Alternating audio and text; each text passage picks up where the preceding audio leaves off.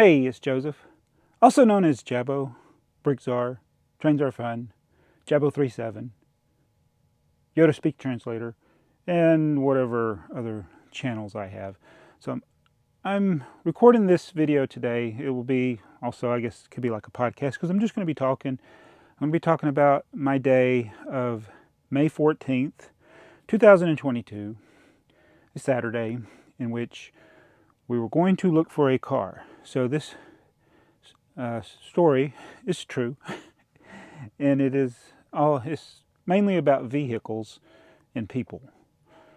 So I got my 25th anniversary coming up, my wife and I, and my wife's been very supportive over the years, both of my addictions, and she's also helped me taper my addictions, Lego, trains, and other things.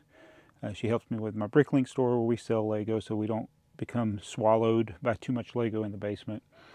But she's, raised two kids. I mean, we both raised them, but she played a big role in that. And with it being our 25th anniversary, the thing that she really would want to do is go to Hawaii.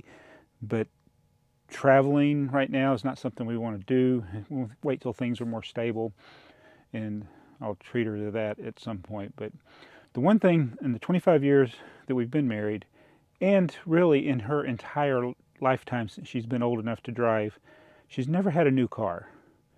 I'm the one that will keep a car till the wheels literally fall off.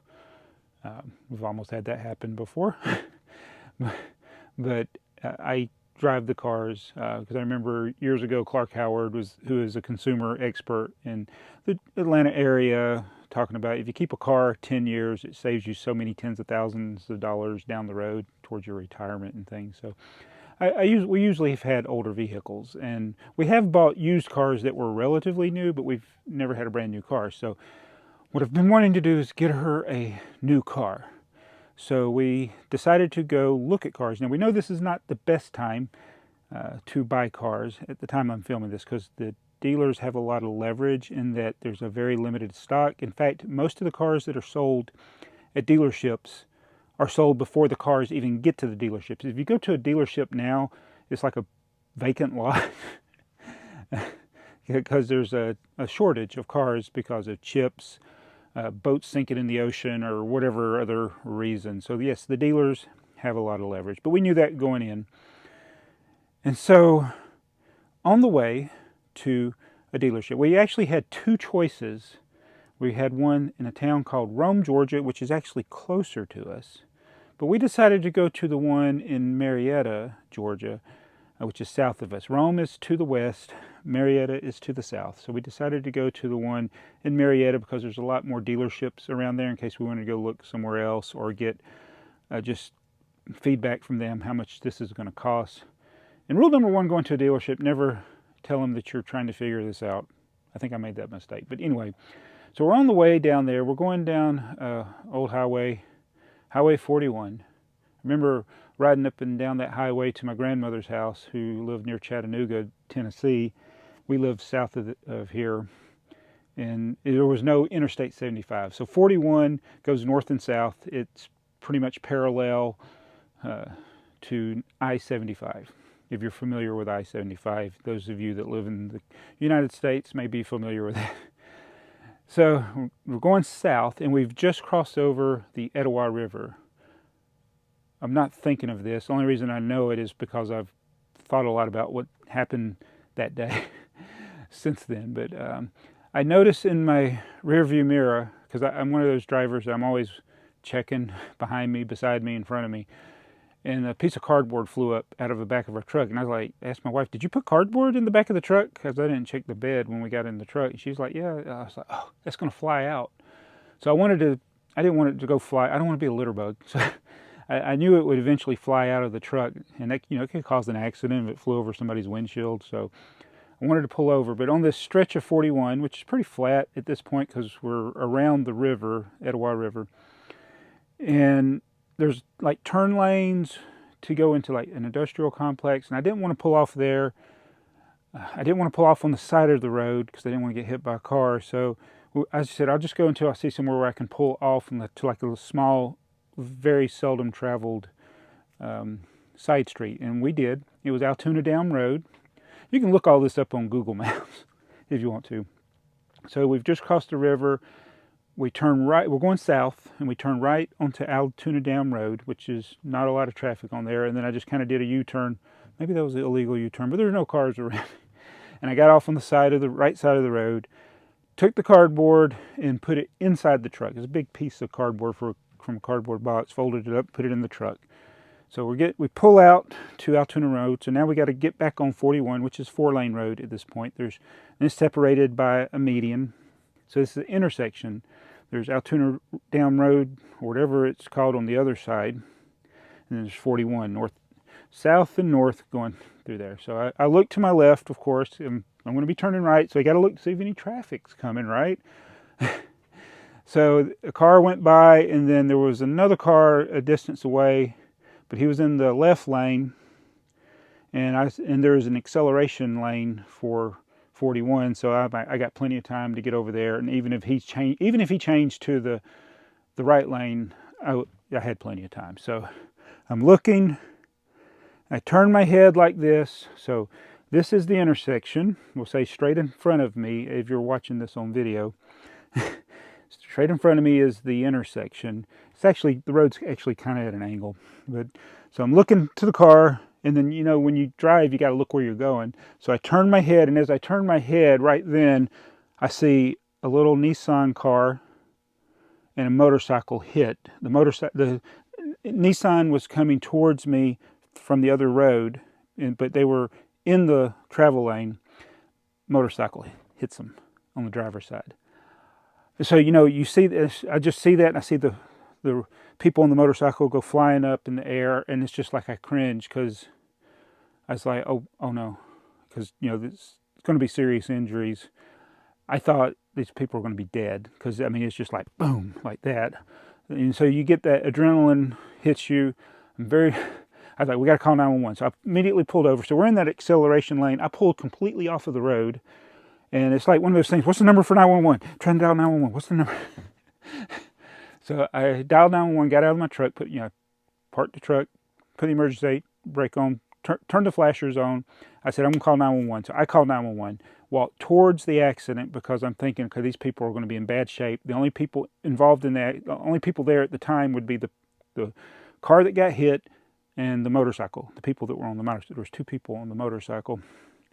So I'm dialing 911, but of course there's traffic coming. Of course, most people that are driving don't realize what's happened. So some people slow down. Some people, they just keep going, which is fine, because you don't want to cause another accident, foreshadowing.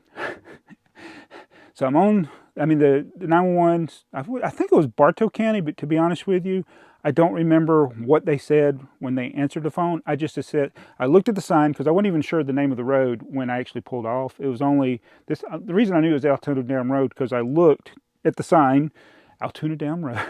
I said, I'm at the corner of Altoona, and this is how I answered the call. I'm at the corner of Altoona Dam Road and Highway 41. There's just been a 2-vehicle accident with a car and a motorcycle, and there are injuries. And so then they started asking me questions. Are they in northbound, southbound? I said, they're in the middle of the road. I was heading south. The motorcycle was heading north. Car pulled out in front of them. It was a teal-colored Nissan, and they hit. And then she started asking about the injuries. I said, the man seems okay. He's standing up. The woman who was on the motorcycle, she's screaming, and she's in a lot of pain, but she's moving. So I kind of settled. When I saw that the woman was moving, even though I know she may have life-threatening injuries, I was like, well, she's moving. So she's not paralyzed. She's not dead. And I assumed that the other guy was her husband. Now, in all the chaos, I never got these people's names, so I don't know their names. I stayed out of the emergency services way. And anyway, I was going to go over there to offer assistance. But at first I had to complete my call, and I did not want to cross the road, because I had to cross over the travel lane because they were in the middle of the road. I needed to get over there if I was going to offer assistance. But the guy was out. He was okay. The 2 people that were in the car, I think they were in shock, pushed up. Their airbags had gone off on the driver's side, in front and the back, and there was a young boy in the back, and I guess it was his mom in the front. They just looked like they were in shock. And the husband, he's looking after his wife, trying to keep her still. And I'm telling the 911 call taker, well, everything that's going on. And then she asked me the question, oh, well, let me back up a minute. So some people that were going northbound started to stop. But from my vantage point, I'm on the other side of the road, and I can't tell if there's a place where they can pull over safely. But she asked me the question, the call taker asked me the question, are they blocking the travel lane? Well, in the moment, I'm thinking the people that were involved in the accident. So I can see that the motorcycle is not in the travel lane, because the car ended up coming forward, and I think his motorcycle, the momentum carried it over, and the woman, she was not laying in the road. So that would have been very bad if she was laying in the road, because people drive way too fast on this highway. So I noticed a truck and another car had stopped. So they had passed the accident, saw the person laying on the ground, and then they stopped. I did not realize they were in the travel lane. So as the call taker asked me if they're in the travel lane, I'm like, I don't think so. The motorcycle's not. And I was like, oh no, there's just been another accident. So 2 cars are stopped. Another car hits one of the ones. A box truck hits that car. And so I'm describing this. I would love to go back and listen to the call just to see what I said, because I can't even remember exactly what I said. But I'm like, another car hit, and then like there were 2 more after that. A total of 5 cars. And I just saw it all unfold. And it's like, now it's just like, oh my God. And I don't know how bad those people are going to be, because there's multi-car crash. There was a small car that got wedged between a small pickup truck and the box truck. So it's like boom, boom, boom, boom. And she said, okay, they're on the way. And then just like 10 or 15 seconds after that, the first Emerson police officer comes. Don't know his name, didn't get anybody's name on this. A couple of young guys on motorcycles had stopped. They were going to try to offer assistance. And so now the people that had stopped to offer assistance, now they got to deal with their own injuries and their own people in their car, because there's all these cars. I had no idea about those people. Some of them got out of their car. But so now the officer's there, and I'm like, well, I got to cross over the road. So, and all that, I still didn't cross over. And then the ambulance, or actually a fire comes, ambulance comes. I think there ended up being 2 police officers, 2 emergency vehicles, like fire and ambulance. They all got there. And the police, he's first, number 1 priority is the woman that's on the ground. So he's checking her, getting her stable, and then the ambulance people come and they start checking her. And I was like, okay, I'm relieved. She's got good care now. So he starts getting information, and of course the people that had the accident that happened after, they're wanting attention, but he's like, he's got to deal with this first. And this guy, the officer, super. He did awesome in dealing with this situation. Obviously they're trained to deal with this, and they probably deal with it every day. But so I stayed out of the way. I did make it over to the middle of the road, because I was like, if something happens, like this woman dies, I know they will need a police report, and I'm hoping that she's going to be okay. So he's doing his thing, and then he gets everybody's license, and then he gets him in his car, and he's got to do whatever he needs to do. Well, one of the firemen, and I don't know if it was 2 firemen or who, but I could tell they were emergency services people. They ended up walking away, and then they were talking. And I said, okay, I'm going to go approach them. I was like, hey, I witnessed everything that just happened here.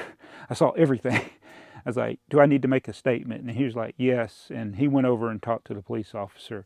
And I said, I don't want to interrupt. I want to make sure this woman gets taken care of, and anybody else that's injured gets taken care of, but I'll stay as long as is needed. So they did all that. They took everything. And then after he got everybody situated, everything started, they got the woman loaded up into the ambulance.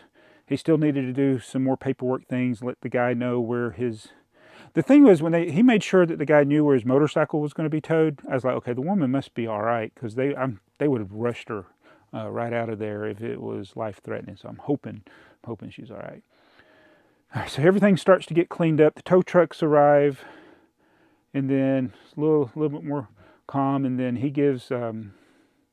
me a paper to fill out. And the two guys on the motorcycle, they didn't see the first accident, but they saw the other one where the 5-car pileup happened. And so we all fill out our accident reports and everything. And I'm not laughing. It's just, it was very stressful, but I was relieved and I was glad that I stayed. And I hope that woman will be okay, and her husband too.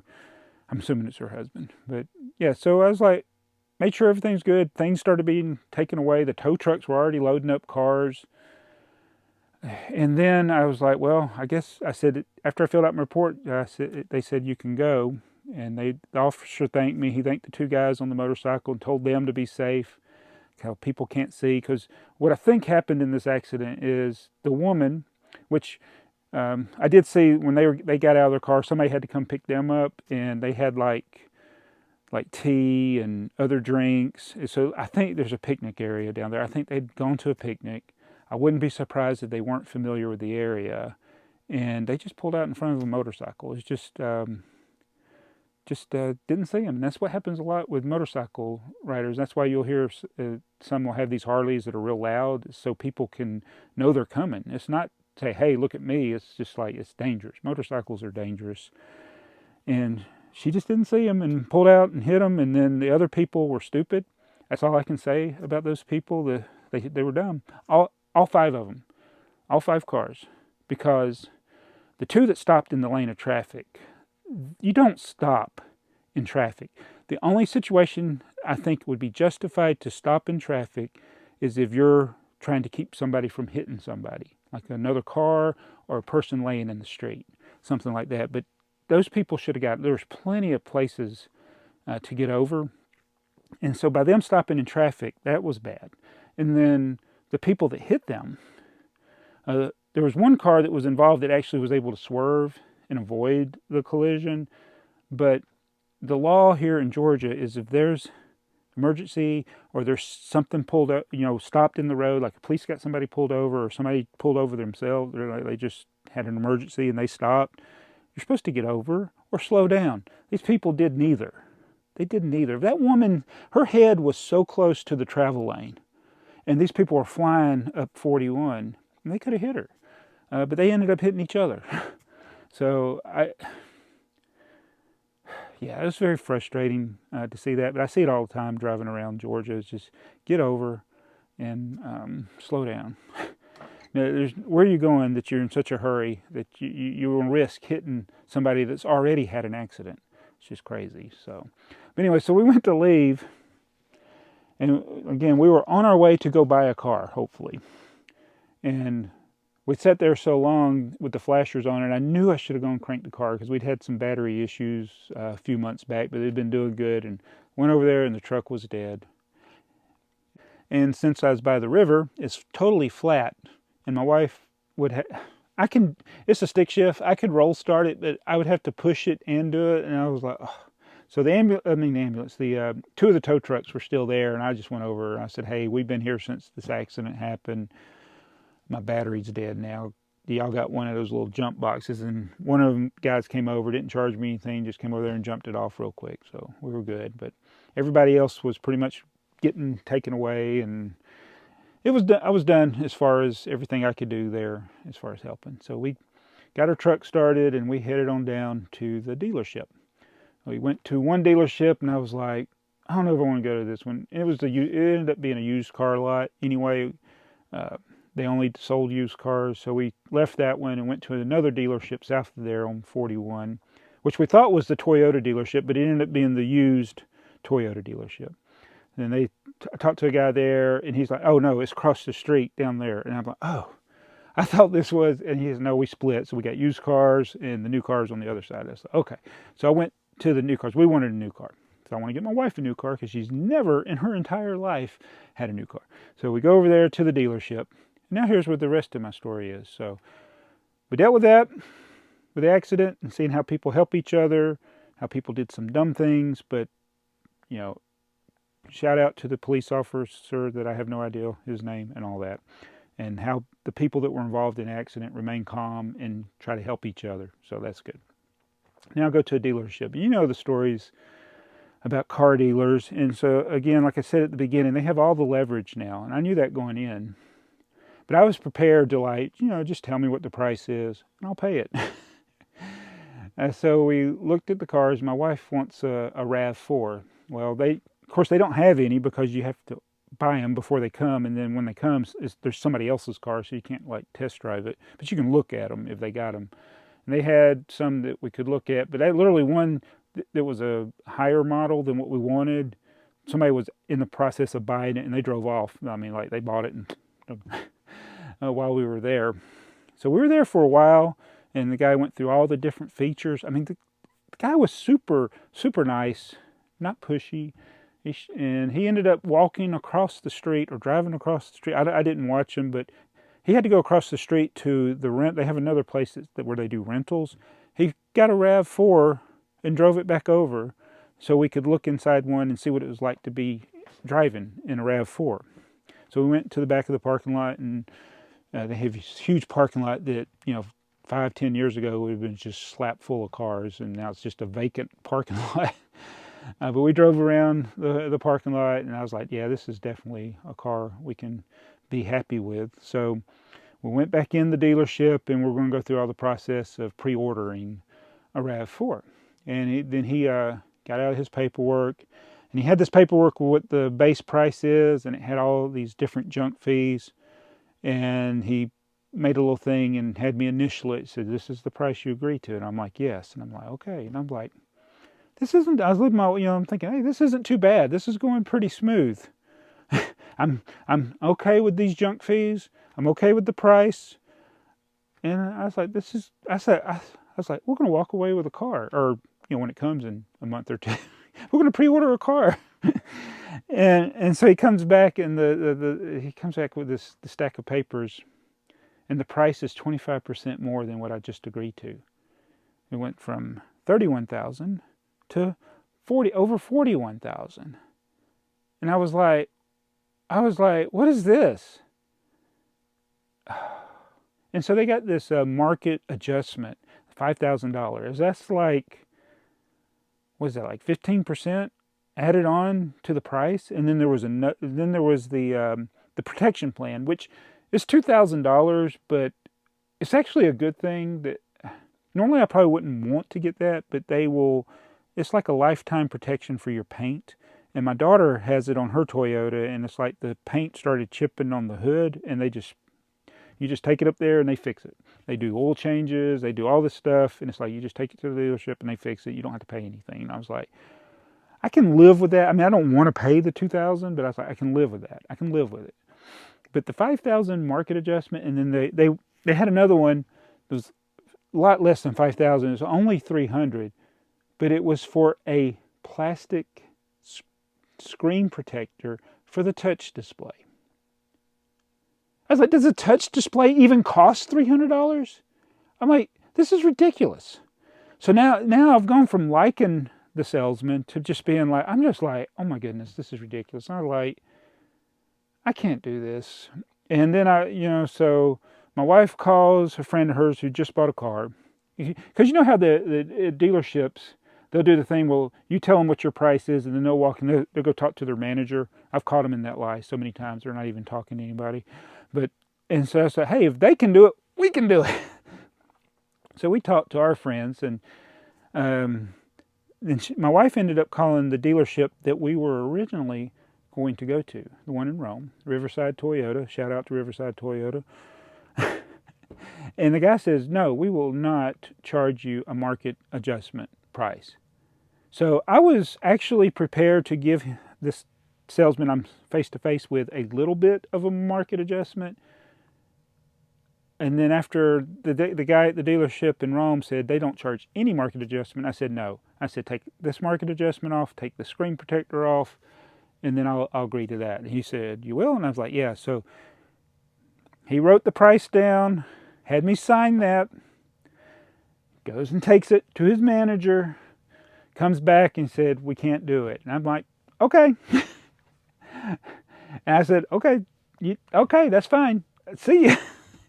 And he said, hold on, wait a minute. So he went and got his manager. And And I was like, I got two broke arms. I don't have to pay. And it's figure of speech. It's like, I don't have to sign nothing.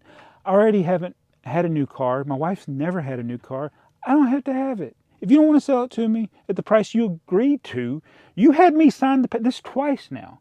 He's had me sign a thing that I agreed to that price. And both times, he's the one that came back and said no. So now this manager comes over and he plops down in the desk next to the sales guy. And he's, I'm from Cartersville and that guy's from Cartersville. And he's like, well, Rome is real far away. I'm like, no, it's not. I said, Rome is closer to me than you. And he started bad-mouthing Rome. And I'm like, so this goes on for a few minutes. He doesn't talk anything about the car. He's talking about Rome, Georgia. So he talks, and I'm just sitting there. I look at the guy in the eye, and I'm like, why are you here? What? I said, are we going to talk about the car? And he's like, oh, okay, yeah. And then I said, are you going to give me this price? He said, no. I said, thank you. Why didn't you say that when you first came over here? What is all this talking about Rome? And I said, Justin, the sales guy, nice. Don't have anything to complain about him. I'm done. I'm going to Rome. It was irritating. It was irritating. And he said something about it's going to be a while, for cars I'm like, I don't care. I've waited this long. I can wait till the market. And I guarantee you the chip shortage won't be forever. And even if it is, if somebody else is willing to sell me at a fair price, I don't have to buy it from you. And yes, he will be able to get that price out of somebody else. I guarantee you. He'll be able to manipulate somebody else. But it's irritating. It's irritating. These people at this dealership, not all dealerships, not all car salesmen. I don't even think the initial car salesman I had, I think he was genuinely a nice guy, but I think he has to do what his dealership owner wants. And the owner knows that they will eventually get a sucker who will agree to their price. And if they want to do that, that's fine. I don't have to ever buy a car. I've never bought a car from them. And what's funny is, I was talking about how I've owned all these Nissans over the years and how I'm switching now to Toyota. I want to get a Toyota. It's like, I could have been a lifetime customer of this place. Now I may never step foot there again. Again, doesn't matter to them because I'm not going to go there. And they'll get it from somebody else. It doesn't, I'm just a little guy, but hey, I can come over here and talk about it. It was just irritating. So it ended up being a long day through all that. But people, this is my takeaway from these two events. If there's an accident, if people have already stopped, just go on. If you see that people are helping, go on. Don't stop in the road and cause an accident. Look both ways before you cross a road. Try to be as unintrusive as possible. And if you see somebody pulled over and you're not going to stop or you don't need to stop, get over and slow down. And when you see a car pulling up to an intersection and there's no accident, slow down. I can't tell you how many times I've had people pull out in front of me. So always anticipate that the other guy is going to hit you and you'll avoid so many accidents. And when you go to a dealership in this time as we're coming out of the pandemic, don't let these jerks at these auto dealerships manipulate you and take advantage of you. It's disgusting, it's cruel, it's mean. You got people that their cars are breaking down, they got to get a new car or a car. Even the used cars are expensive. Yeah, don't let them take advantage of this. It's like price gouging. That's all it is price gouging. So I'm going to go to Riverside Toyota in Rome, and hopefully the experience there will be different. We will see. Maybe I'll do a follow-up video. But I just wanted to get this off my chest while I was thinking about it. Because, this is the other thing I learned is that your memory as a witness to anything, like if you're to explain something or recount something that you had witnessed, your memory can play tricks on you. And one of the things right before I left, the officer was talking about how, he didn't witness it. I witnessed it. But the way it looked is that the last truck had hit everybody else and just slammed them all into each other. And I was like, no.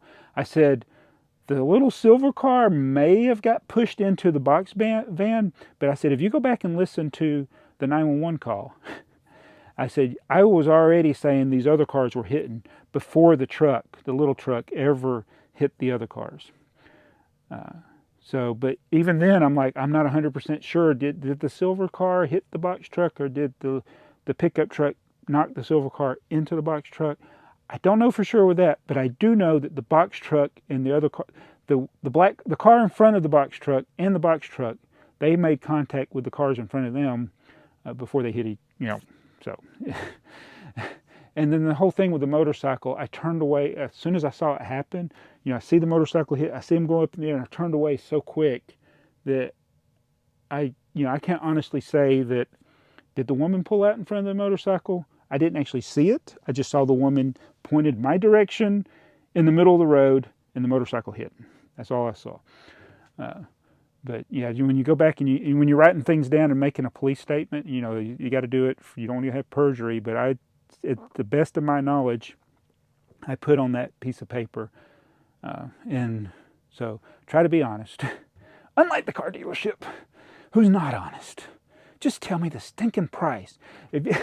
That's what I just want. If they got a little sticker on the car, I want it to be that price.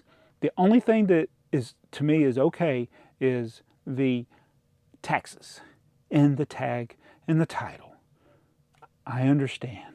There's taxes, there's tag fees, and title fees. That's okay. But if you got a sticker that says that, and if you want to charge the markup, put it on the sticker. I told the guy, that's one of the things I told the guy. It's like, if you're going to charge me this fee, you should have told me up front. I mean, it would have saved us. You wouldn't have had to. We were there like 2 hours. I mean, you wouldn't have had to do a test drive with me. You wouldn't have to do anything, because I would have been like, see you later, dude. But anyway, that's my story. Be kind to each other. And I'll see you guys again real late, because I never do videos that much on this channel. But I enjoy talking to you. Thanks for listening. Let me know your experiences with these types of situations. See you guys.